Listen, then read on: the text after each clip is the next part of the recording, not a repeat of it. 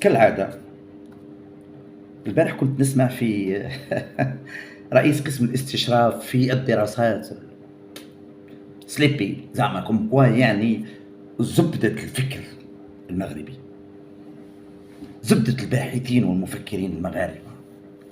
الله يرحمك يا محمد عابد الجابري ومهدي المرجرة، الله يرحمكم. يعني فعلا أنه ينزل المستوى إلى أنه المغرب يخلف مثل هذوك الحشرات نتاع سنايبي ونتاع منار سليبي. كارثة.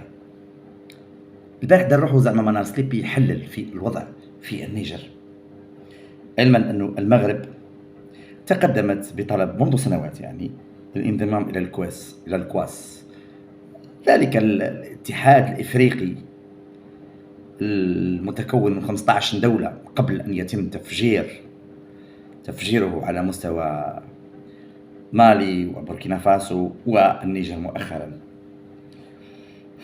وتعرفوا أنه الانضمام إلى الكواس فيه ان سيرتان بيدجي هكا شوي دراهم ان فينونسمون.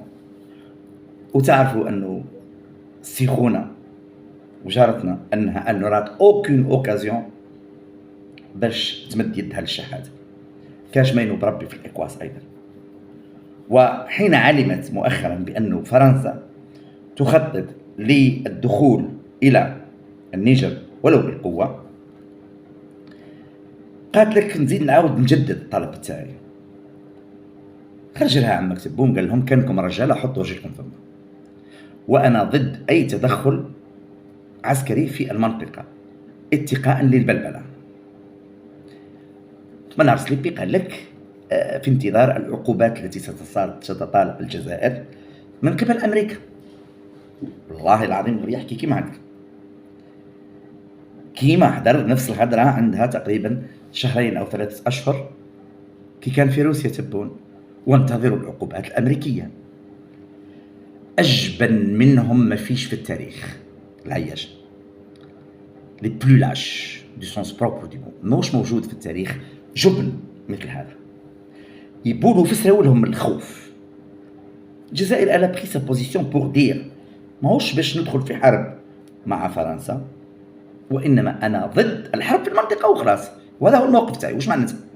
ما رشتلكش بالعيب لكن افهم روحك. قول ما نمدش بصح ما تدزش من المفهوم تاعنا.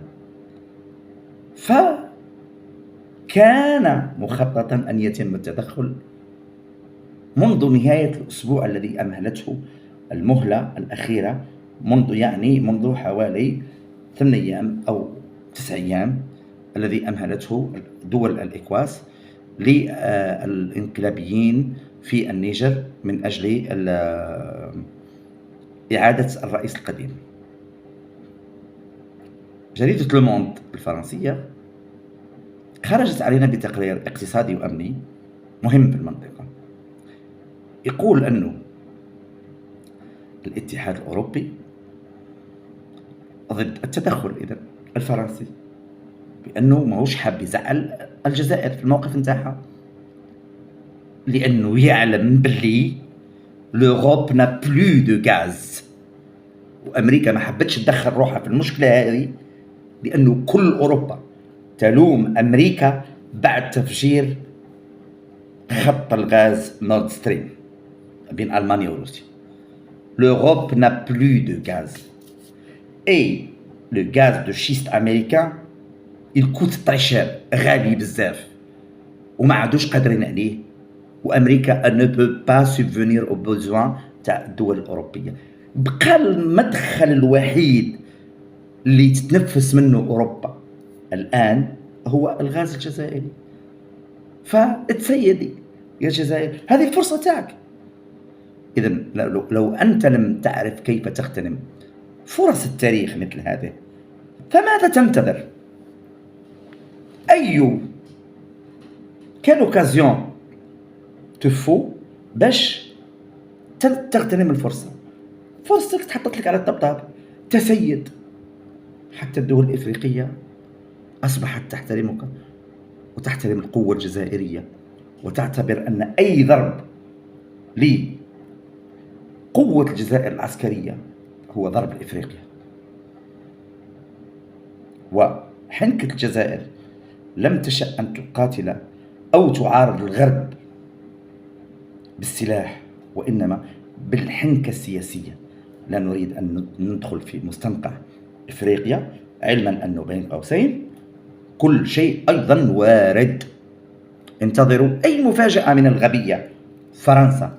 لكن أنا أؤكد لكم أن فرنسا حين لم تضرب الحديد وهو ساخنا عن طريق القوادين انتوعها، الوكلاء انتوعها، الأفارقة،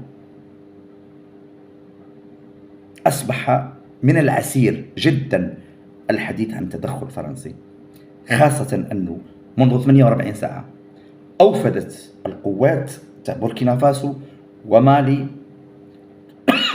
عفوا قوات خاصة لمجابهة أي تدخل من قوى الكواس، من قوى الإكواس. إذن أنه لو يحدث تدخل سيصير الوضع دامي جدا.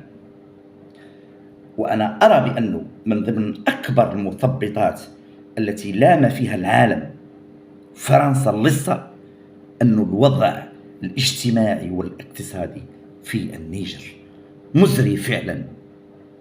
المواطن النيجري يعيش بما معدله 2 يورو أو دولار في الشهر.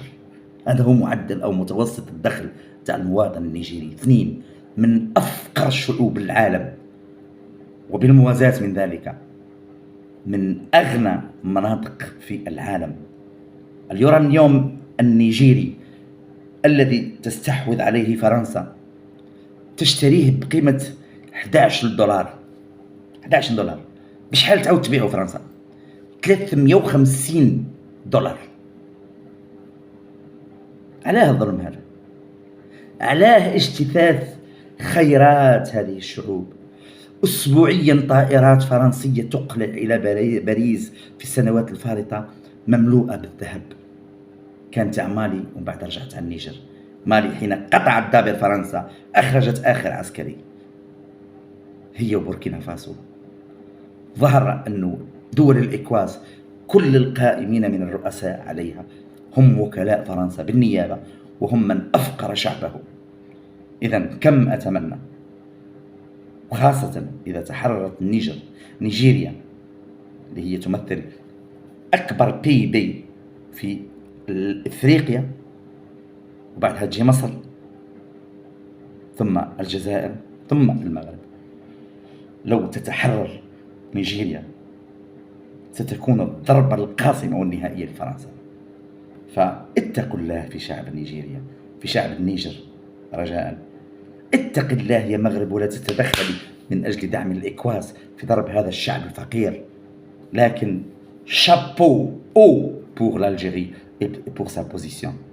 وجريدة لوموند أكبرت الجزائر في موقفها أن أوروبا تخشى إغضاب الجزائر حتى لا تقطع الجزائر آخر منبع يمكن لأوروبا أن تتنفس به، وهو منبع الغاز. إذن أصبحت للجزائر أخيرا سيادة وكلمة على المنطقة، واغتنام الفرص لا يكون بالقوة وإنما بالحنكة والدبلوماسية، مع إغداء طابع السلام دائما والانتفاع بالتكنولوجيا في الأساس مقابل أي استخدام للطاقة الجزائرية في أوروبا.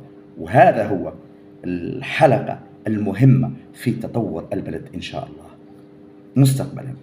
تحياتي لكم.